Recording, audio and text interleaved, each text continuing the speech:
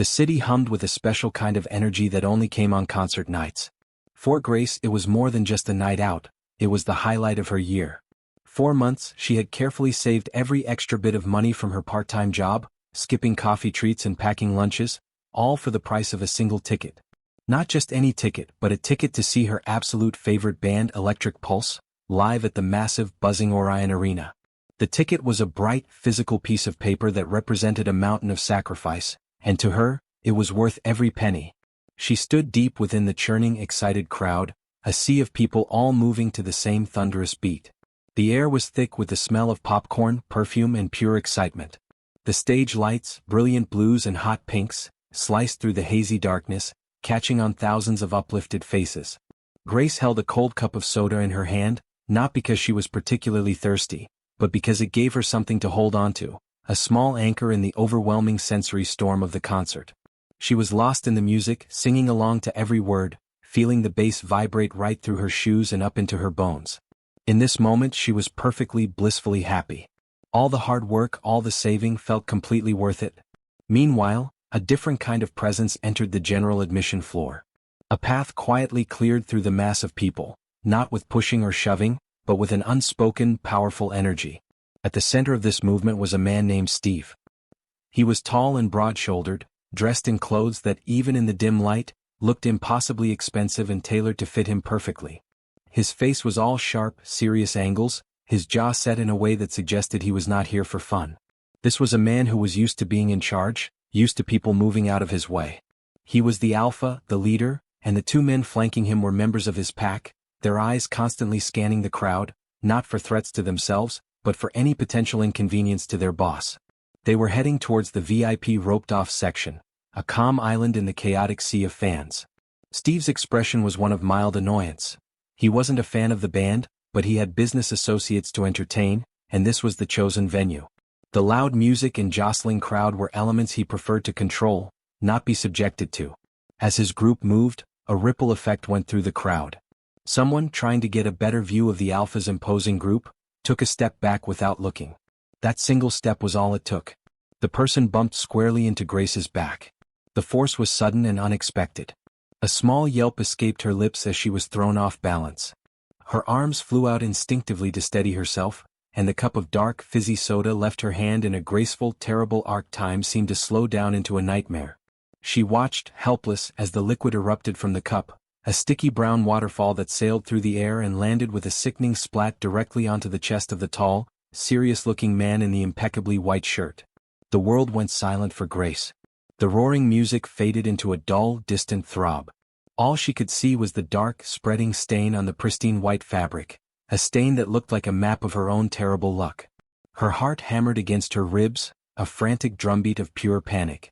Steve stopped dead. His head looked down, his eyes narrowing at the ruin of his shirt. Then very slowly he lifted his gaze to meet hers. His eyes weren't just angry, they were intense, piercing, and held a glint of something wild and dangerous that made her blood run cold. His 2 companions froze, their faces masks of shock and second-hand horror. I am so sorry. Grace stammered, her voice trembling. Someone pushed me, I didn't mean to. I'm really sorry. The words tumbled out, sounding weak and pathetic even to her own ears. Steve did not yell. His voice, when he spoke, was low and controlled, but it cut through the music like a knife. It was a voice used to giving commands that were never questioned. Do you have any idea how careless that was? He asked, his tone icy. He wasn't just talking about the shirt. He was talking about the disrespect of interrupting his path, of challenging his authority in front of his men. Tears welled in Grace's eyes, but she refused to let them fall. She just shook her head, unable to form any more words. This was a disaster. Steve's cold gaze swept over her, taking in her ordinary clothes, her genuine terror. An alpha could not show weakness. A challenge, however accidental, could not go unanswered. It was a rule as old as his kind. He needed to assert his dominance, to show his pack that even the smallest slip would be corrected. Your ticket, he said, his hand outstretched, palm up. It wasn't a request, it was an order. Confused and terrified, Grace mechanically reached into her pocket and pulled out the precious slip of paper. It felt warm from being held so tightly all night. She handed it to him, her hand shaking. Steve took it between his fingers. He didn't even look at it. Without a word, without breaking eye contact with her, he tore the ticket in half. The sound of the rip was small, but to Grace, it was the loudest sound in the arena. He let the two pieces flutter to the sticky floor. "That is your punishment for your carelessness," he stated, his voice flat and final. "You will leave. Now." One of his pack members gestured to a nearby security guard, who gently but firmly took Grace by the arm. The spell was broken. The music roared back to life, but the joy was gone, replaced by a crushing humiliation. She was led away, past the dancing, happy fans who didn't notice her tragedy. She glanced back once, just in time to see Steve and his men disappearing behind the velvet rope of the VIP section, as if she had never existed. The concert gates closed behind her, shutting her out into the quiet, ordinary night. The music from inside was now just a muffled beat, a haunting reminder of the perfect evening that had been torn in two.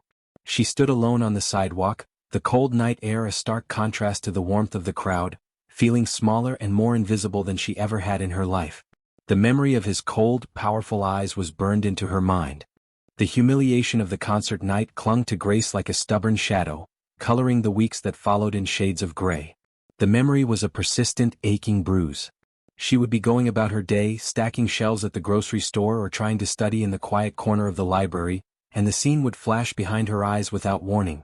The feel of the cup slipping from her fingers, the shocking splash of dark soda on white linen, the cold, piercing gaze of the man, and the final heart-snapping sound of her precious ticket being torn. It was more than just the loss of the concert. It was the profound unfairness of it, the powerlessness she had felt under the judgment of a stranger who seemed to operate by a set of rules she could never understand.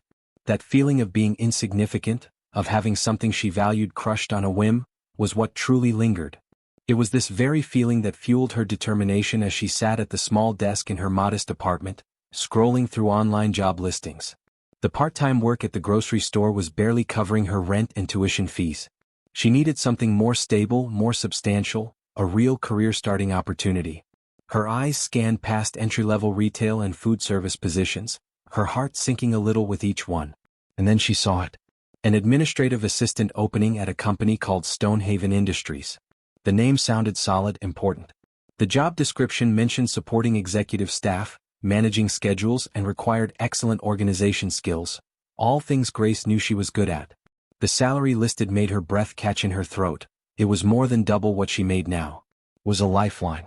Without allowing herself to overthink it, she spent hours carefully crafting her resume and a cover letter, pouring all her hope into the digital application before clicking the submit button. She tried to put it out of her mind, convinced that a company like that would never call someone with her limited experience. The email inviting her for an interview arrived a week later, a simple, professional message that sent a jolt of equal parts excitement and sheer terror through her. The following days were a blur of preparation. She researched Stonehaven Industries obsessively, learning it was a multinational conglomerate with interests in everything from cutting-edge technology to sustainable energy. It was a business empire, privately owned and notoriously secretive.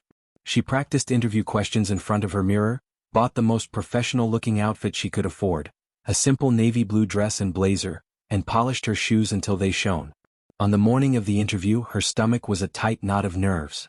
The bus ride downtown felt like a journey into another world, a world of gleaming skyscrapers that pierced the clouds, where everyone walked with a purposeful, important stride. The lobby of the Stonehaven Tower was a cathedral of glass and steel, so vast and quiet her footsteps echoed on the polished marble floor. A stern-faced security guard directed her to the reception desk, where an impeccably dressed woman with a sharp smile checked her name off a list and handed her a visitor's pass. "Take the elevator to the top floor," the woman said, her voice cool and efficient. "Mr. Stonehaven's personal assistant will meet you." The name, Stonehaven, echoed in Grace's mind. Of course the company was named after its owner. The elevator was silent and impossibly fast, whisking her up so high her ears popped. When the doors slid open, she stepped into an anteroom that was more luxurious than any place she had ever been. The air smelled faintly of leather and clean, citrusy cologne. The walls were adorned with modern art, and the floor-to-ceiling windows offered a breathtaking, dizzying view of the entire city spread out below like a toy model. A friendly woman introduced herself as Eleanor, Mr. Stonehaven's assistant. "He's ready for you," she said with an encouraging smile, gesturing toward a set of heavy, dark wooden doors. Grace took a deep, steadying breath, smoothing down her dress. This was it. Her future was on the other side of that door. She pushed it open and stepped into an office that was even more expansive and imposing than the anteroom. The view was staggering. But her eyes were drawn not to the skyline, but to the man rising from a large, minimalist desk made of a single slab of dark wood. He turned to face her, and the world tilted on its axis. Time stopped. The air vanished from her lungs. It was him. The man from the concert. The cold eyes, the sharp jaw, the presence that seemed to suck all the space and sound from the room. He was even more intimidating here in his natural habitat, surrounded by symbols of his immense power. He was dressed in another impeccably tailored suit, this one a deep charcoal gray. He looked every inch the millionaire CEO, the alpha in his den. Recognition flashed in his eyes instantly, a quick, sharp gleam that was there and gone so fast she might have imagined it, replaced by an unreadable, professional mask. Grace felt her face flood with heat, a wave of humiliation so intense it was almost physical. Her carefully rehearsed introduction evaporated from her mind. She was frozen in place, a deer caught in the headlights of a luxury sports car. "Grace Evans," he said, his voice exactly as she remembered it, a low, resonant baritone that commanded attention, though it was now devoid of the icy anger from the concert. He gestured to a sleek chair in front of his desk. "Please have a seat." Somehow, her legs carried her forward. She sat down, her posture rigid, her hands clasped tightly in her lap to hide their trembling. She couldn't look at him directly, her gaze instead falling on a pen holder on his desk, a simple silver cylinder. Her mind was racing, a frantic, panicked loop. "He remembers me. He's going to throw me out. This is a cruel joke. Why would he even interview me after what happened?" Steve Stonehaven sat back down, steepling his fingers. He began asking the standard interview questions. "Tell me about your previous experience. What are your strengths?" His tone was neutral, businesslike. Grace answered as best she could, her voice sounding thin and reedy to her own ears. She was sure she was bombing it spectacularly. How could she possibly concentrate? All she could see was the torn ticket. After a few minutes of this he paused. The silence stretched, becoming heavy and uncomfortable. He leaned forward slightly, his intense gaze pinning her to the chair. "I must admit, Miss Evans," he said, his voice dropping just a fraction, "I was surprised to see your application cross my desk." So, he was going to address it. Grace's heart hammered against her ribs. She forced herself to meet his eyes. I needed a job, Mr. Stonehaven. I applied because I believe I have the skills." She was proud of how steady her voice sounded, even as her insides quaked. He studied her for a long, unnerving moment. He had expected many reactions: tears, anger, more apologies. He had not expected this quiet, stubborn dignity. He saw the fear in her eyes, but he also saw a core of strength that had not been broken by his harsh punishment. It intrigued him. His wolf, the primal part of him that he kept carefully caged, had been unsettled by her since the concert. It hadn't been simple anger he'd felt that night, but a confusing, sharp jolt of something else, something he'd dismissed as irritation. Seeing her here in his territory brought that feeling back. The human part of him felt a flicker of something unfamiliar, remorse perhaps. He had been unnecessarily harsh. And an alpha, a true leader, could recognize and correct a mistake.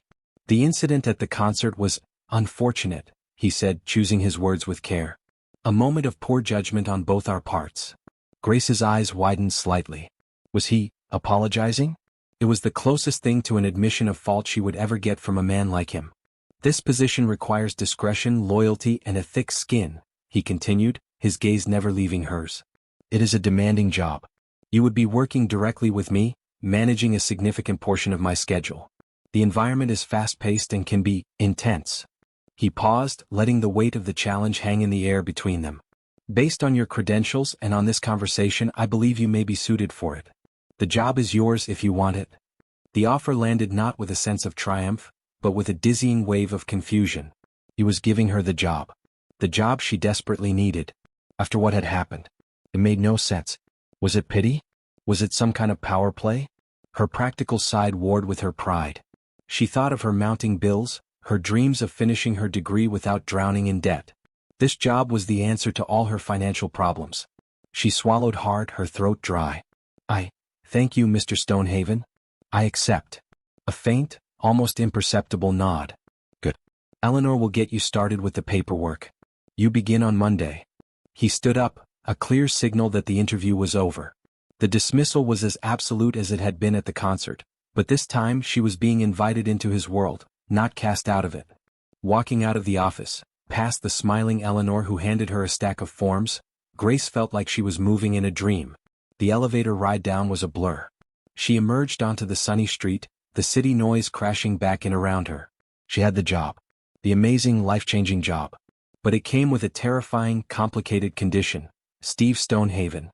She had no idea what she had just gotten herself into, but the memory of his intense, searching gaze told her that her life was about to become anything but ordinary. The first 2 weeks at Stonehaven Industries passed in a whirlwind of new information and meticulous routine. Grace's life settled into a strange, new rhythm, one dictated by the formidable presence of Steve Stonehaven. Her small cubicle was situated just outside the opulent anteroom leading to his office, a position that made her the first line of defense for anyone seeking his attention. Eleanor, the senior assistant, was a kind but no-nonsense mentor, drilling Grace on the intricate protocols of the executive floor. There was a specific way to file reports, a particular tone to use on the phone with important clients, and an unspoken rule about the times when Mr. Stonehaven was not to be disturbed under any circumstances. Steve himself was a paradox. He was, as promised, a demanding boss. His standards were impossibly high, his attention to detail legendary. He could spot a single misplaced decimal point in a 50-page financial report with a mere glance.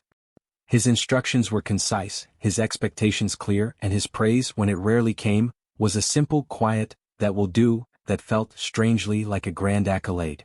He was never rude, but he was consistently, relentlessly professional, maintaining a distance that felt as solid and impenetrable as the glass walls of his office. The man who had torn her ticket seemed like a distant character from a bad dream, replaced by this efficient, controlled CEO. Yet, Grace couldn't shake the feeling that he was watching her. Not in a creepy or inappropriate way, but with a quiet, analytical intensity.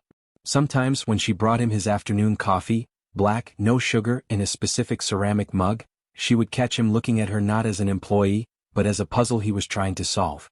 He seemed to be studying her reactions, gauging her resilience. He never mentioned the concert again, and the unspoken history between them hung in the air like a ghost, a silent third party in all their interactions. Grace, for her part, was determined to prove herself. She was punctual, organized, and preternaturally calm, even when dealing with irate investors on the phone. She refused to give him any reason to regret his decision, to see her as the clumsy girl from the concert.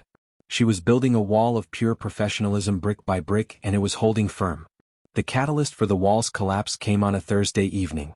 A major international deal was being finalized, requiring Steve to be on a series of video calls with partners in different time zones. He had dismissed Eleanor and Grace at 6, but Grace, knowing the immense amount of preparatory work still needed for the following day, volunteered to stay late and catch up. The executive floor was eerily silent after 7, the usual hum of computers and phones replaced by a profound quiet. The only light came from the dimmed overheads and the soft glow of her computer screen. She was deeply focused on organizing a complex travel itinerary, the clock ticking past 9, when a sound shattered the silence. It started as a low, guttural rumble like the warning growl of a massive dog, but deeper, more resonant, vibrating through the very floor. It was coming from behind the heavy wooden doors of Steve's office. Grace froze, her fingers poised over the keyboard. Her first, rational thought was that it was the building's heating system, or some strange acoustic effect from the air vents. But the sound came again, longer this time, layered with a sharp, pained gasp.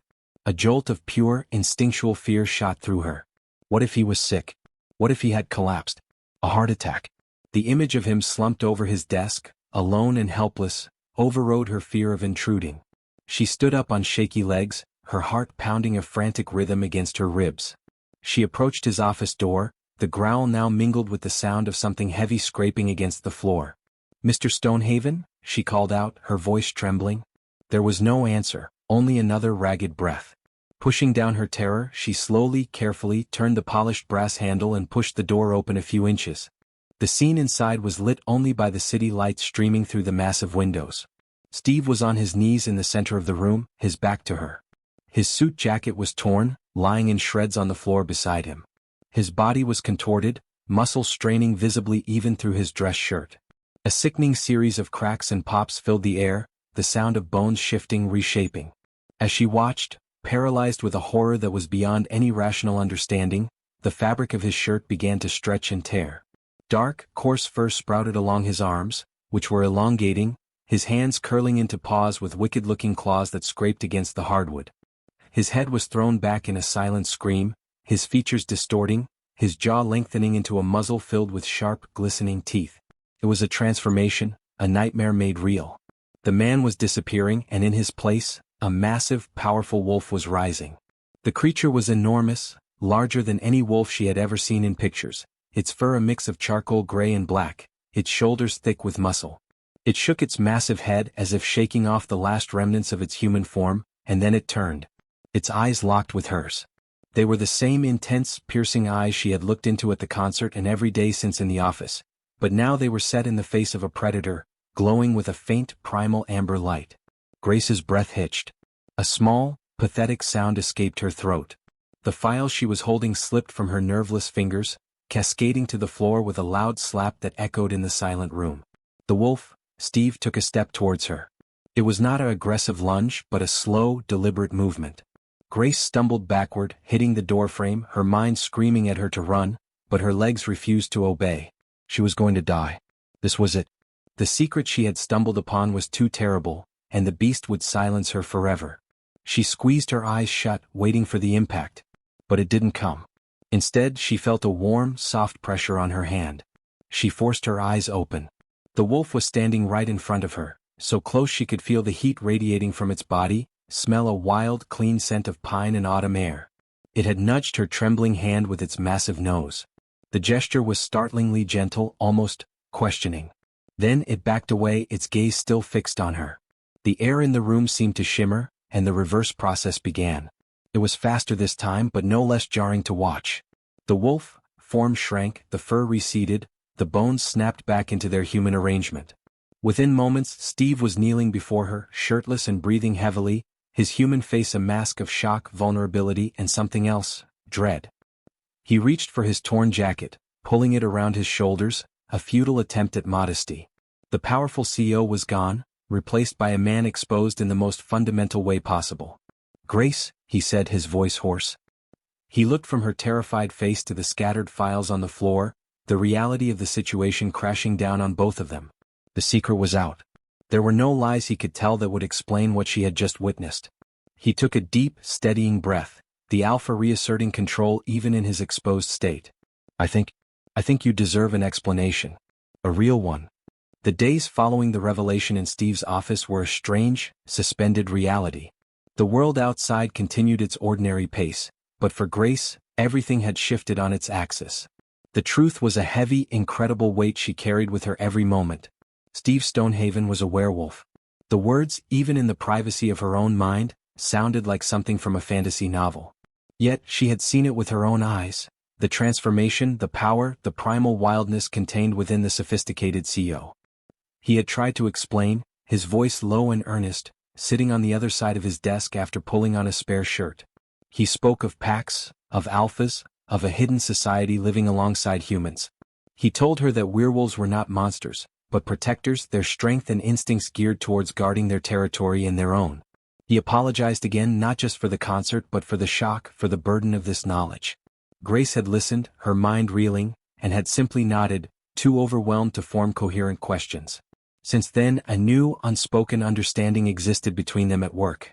The professional wall was still there, but it now had a door in it. Steve was different. The cold, impenetrable CEO seemed to have softened at the edges. He sought her out for reasons that stretched beyond mere work, asking for her opinion on minor business matters, or simply making quiet, casual conversation about her studies or her weekend plans. It was as if, by sharing his deepest secret, he had granted her a new level of access to him, not as an employee but as a person. He was trying, in his own awkward, intense way, to befriend her, to show her that the wolf was a part of him but not all of him. Grace found her fear slowly being replaced by a deep, consuming curiosity. She watched him now with new eyes. She noticed the way he could move with an unnatural, silent grace, the way his hearing seemed preternaturally sharp, how he sometimes paused, his gaze growing distant as if listening to something far away. The power she had once found intimidating now fascinated her. She began to see the lonely burden he carried.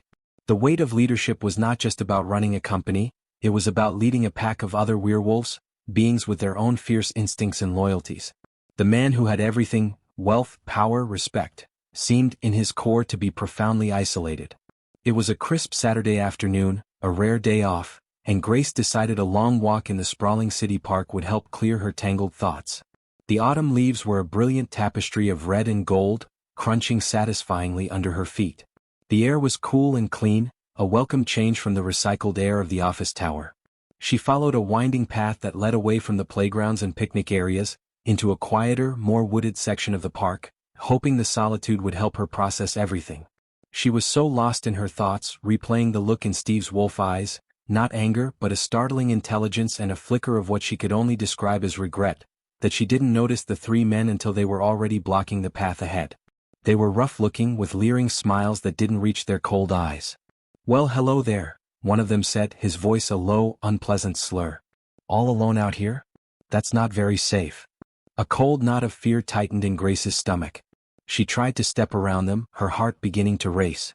"I'm fine, thank you," she said, aiming for a tone of confidence that she absolutely did not feel. Another man moved to block her path. "Don't be like that. We just want to talk." He reached out a hand towards her arm. Grace jerked back, genuine panic setting in. They were surrounding her now, cutting off any easy escape route back to the busier parts of the park. The woods, which had moments before seemed peaceful, now felt like a trap.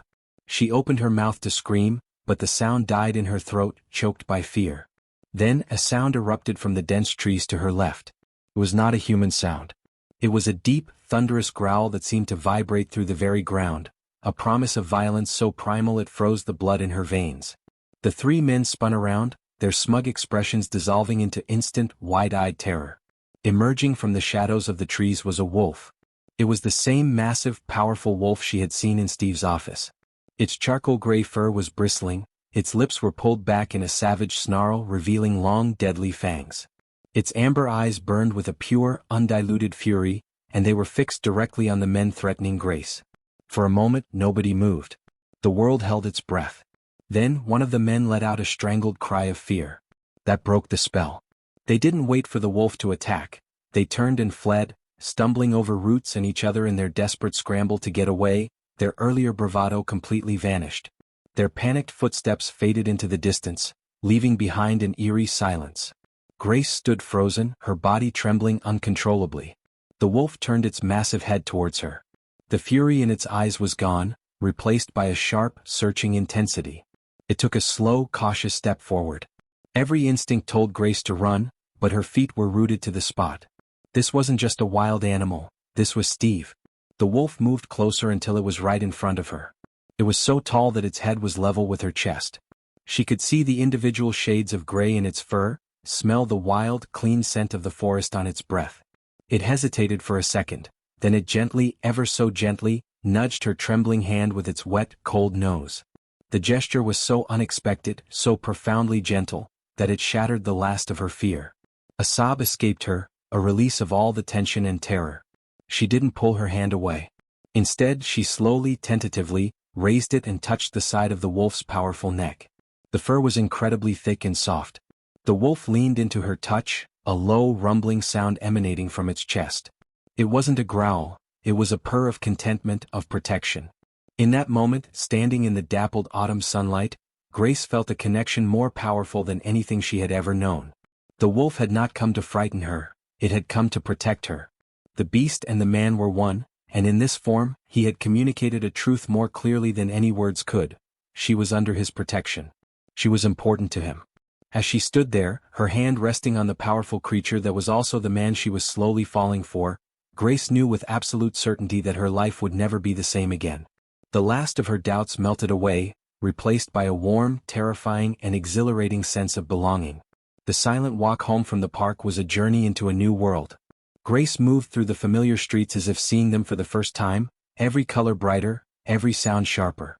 The adrenaline of the attack had faded, replaced by a profound, thrumming warmth that started in her chest and radiated outwards. The image was burned into her mind, the massive, powerful wolf, a creature of legend and nightmare, gently nudging her hand, leaning into her touch. The fear was gone, completely and utterly erased, replaced by a sense of safety so absolute it was dizzying. He hadn't just saved her. He had communicated with her in the most fundamental way possible.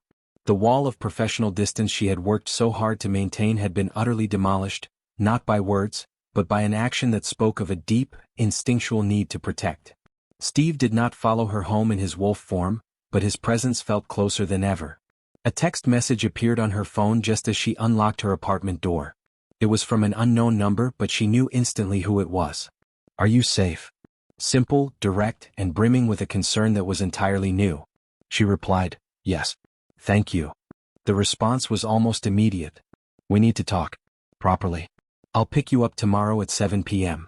It wasn't a request, but it also didn't feel like an order from her boss. It felt like a plea from a man who had run out of ways to hide. The following day passed in a slow, agonizing crawl. At work, Steve was the picture of professional decorum, but their brief interactions were now charged with a new electric energy. When their eyes met across the office, it was no longer just employee and employer looking at one another. It was a secret shared, a moment in the park acknowledged, 1,000 unspoken questions hanging in the air between them. Grace found it hard to concentrate on spreadsheets and schedules when her mind was replaying the feel of soft wolf fur under her fingertips. At precisely 7 p.m., a sleek, silent luxury car pulled up outside her apartment building. Steve was driving himself. He was dressed not in a business suit, but in dark, well-fitting jeans and a simple button-down shirt that made him look younger, more approachable, yet no less intense. He opened the passenger door for her, and the simple, old-fashioned gesture made her heart skip a beat. The car interior was quiet, the air filled with the subtle, clean scent that was uniquely his. "Where are we going?" Grace asked as he navigated the city streets. "Somewhere we can't be interrupted," he said, his voice low. He didn't elaborate further and she didn't press. She trusted him. That realization settled over her with a calm certainty. After everything, she truly trusted this man. He drove them out of the city center toward the Orion Arena. A flicker of confusion and old hurt passed through Grace. But he didn't stop at the main parking lot. He drove around to a private, secured entrance she had never seen before. A security guard waved them through, and Steve parked in a reserved spot. "Come with me," he said, leading her through a series of backstage corridors that were silent and empty. He unlocked a final door and they stepped out onto the main concert floor. The Orion Arena was utterly transformed. The vast space, which usually roared with noise and pulsed with thousands of people, was completely empty and silent. The seats were dark, a shadowy amphitheater stretching up into the gloom. But the stage was illuminated by a soft, warm glow. And on the stage, set up as if for a private rehearsal, were the instruments of Electric Pulse, her favorite band. There was no one else there. I don't understand," Grace whispered, her voice echoing in the immense quiet. Steve turned to face her, his expression more vulnerable than she had ever seen it. "The concert where we met. I took something from you that night. Something you valued deeply. I acted as an alpha enforcing respect, but I was wrong. I was a bully. And I have regretted it every day since." He took a deep breath as if steeling himself for a battle. "What I said in the office about my kind was only part of the truth. There is something more. For werewolves, the most important thing in the world is finding your mate. It's not just a girlfriend or a boyfriend. It's the one person in the entire world who is your perfect other half. Your soulmate. Your wolf recognizes them before your human mind can even understand it." He took a step closer to her, his intense eyes searching her face. "Grace, that night at the concert when you spilled that drink, my wolf went crazy. It wasn't just anger. It was recognition. It was confusion. It sensed that you were important. Special. I was too stubborn and proud to listen. I punished you because I was scared of what I was feeling. I tried to ignore it by hiring you, by keeping you close but at a distance. But in the park, when I felt your fear from a mile away, my wolf took over. It couldn't stand the thought of you being hurt. It will never let anything hurt you." Tears welled in Grace's eyes, but they were tears of joy, of understanding. Every strange moment, every intense look, every act of protection suddenly made perfect, beautiful sense. "I know I don't deserve it," Steve continued, his voice thick with emotion. "After how I treated you, I wouldn't blame you if you walked away and never looked back. But I have to tell you the truth. Grace, you are my true mate. My wolf knew it from the very beginning. And I have fallen completely in love with you." Before Grace could form a word in response, the stage lights brightened slightly. A door opened at the side of the stage and the members of Electric Pulse walked out. They picked up their instruments and, with smiles in their direction, began to play a soft, acoustic version of Grace's favorite song. It was a private concert just for her. An apology more grand and heartfelt than any she could have ever imagined. She looked from the band back to Steve, seeing the hope and fear in his eyes. She thought of the torn ticket, the intimidating interviews, the terrifying transformation, and the wolf who protected her in the park. It had all led to this perfect, unbelievable moment. "You don't have to apologize anymore," she said, her voice clear and sure. She reached out and took his hand. "My boss was a werewolf who tore up my ticket.